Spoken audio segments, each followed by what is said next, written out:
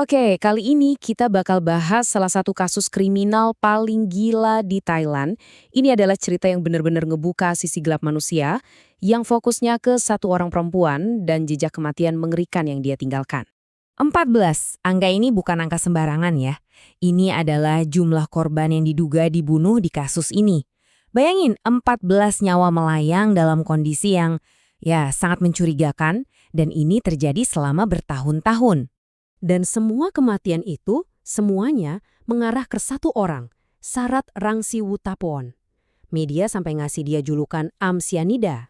Nama ini sekarang udah identik banget sama salah satu rangkaian kejahatan paling ngeri dalam sejarah modern Thailand. Nah, ini puncaknya setidaknya untuk persidangan pertama dia. Vonisnya hukuman mati. Dramatis banget kan? Tapi, jangan kira ceritanya selesai di sini, sama sekali enggak. Justru, ini baru awal dari sebuah proses hukum yang super panjang. Ini pertanyaan besarnya.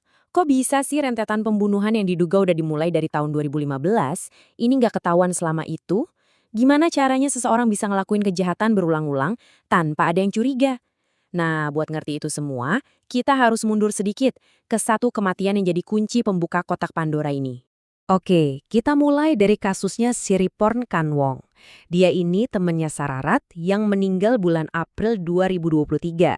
Kematian dia inilah yang jadi pemicunya. Ibaratnya kayak ujung benang gitu, yang begitu ditarik langsung ngebongkar semua jaringan kebohongan yang rumit banget.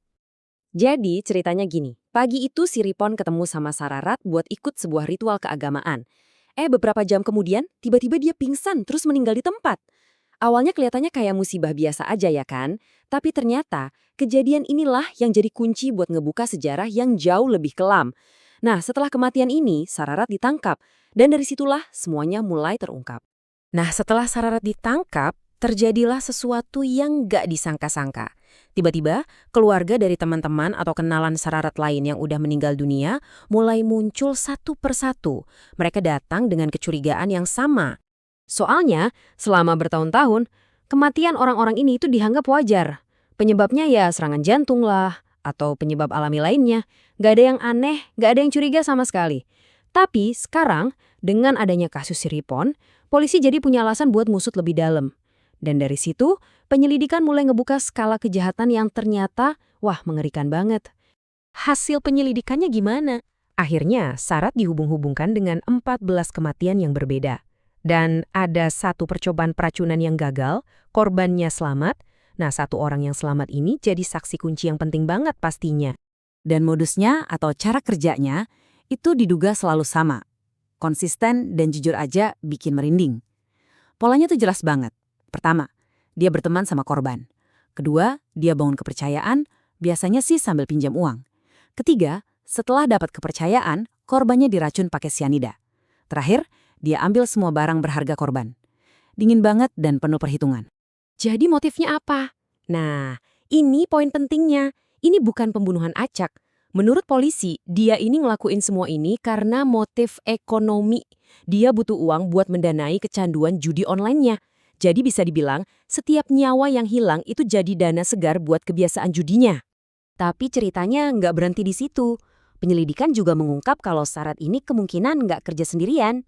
Ya, setidaknya nggak sendirian pas nutupin jejaknya. Jaring kejahatannya ternyata lebih rumit dari yang orang kira. Siapa yang bantuin? Mantan suaminya sendiri, yang ironisnya seorang perwira polisi. Bahkan pengacaranya juga dituduh ikut bantu menyembunyikan barang bukti. Ini sih nambahin lapisan cerita baru ya. Ada unsur pengkhianatan, ada unsur korupsi di atas kasus yang udah ngeri banget dari awal. Nah, semua ini membawa kita balik lagi ke persidangan pertama. Ingat kan? Persidangan yang fokusnya cuma ke satu kasus, kematian Siripon Kanwong, kasus yang ngebuka semuanya. Hasilnya, vonis ini jadi langkah awal pertanggungjawaban hukum di kasus yang segede ini. Sarah divonis hukuman mati, mantan suaminya juga kena hukuman penjara karena peran yang ngebantuin dia. Tapi penting banget buat diingat nih, vonis pertama ini walaupun kelihatannya udah final, sebenarnya cuma puncak gunung es. Total ada lebih dari 75 dakwaan yang ditujukan ke Sararat. Jadi ya ini baru awal dari proses hukum yang bakal panjang dan rumit banget. Coba lihat aja, masih ada 13 persidangan kasus pembunuhan lain yang ngantri. Jadi, cerita lengkapnya ini masih jauh dari kata selesai. Setiap sidang baru nanti pasti bakal ngebuka cerita korban yang berbeda dan ngasih kita lebih banyak detail soal kasus yang luar biasa ini. Dan ini ninggalin kita dengan satu pertanyaan terakhir yang cukup bikin merinding.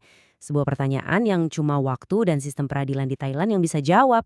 Dengan 13 persidangan yang masih menanti, fakta baru apa lagi yang bakal terungkap tentang orang yang diduga sebagai pembunuh berantai paling mematikan di Thailand ini?